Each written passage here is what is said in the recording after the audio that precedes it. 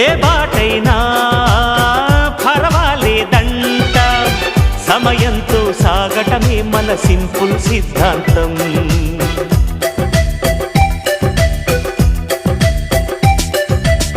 చిరుగాలికి పరిమళమిచ్చే సిరిమల్లెల వనమై ఉందాం, గగనాన్ని నేలను కలిపే హరివిల్లుల వంతెన అవుదాం. ఆనందం అంటే అర్థం మనమందా, ప్రతి పూట పాటై సాగే హుషారు సరిగమలో. ఎన్నో ఎన్నో రాగాలుండే సంగీతం కాదా, చల్లకి నవ్వుల కేరింత.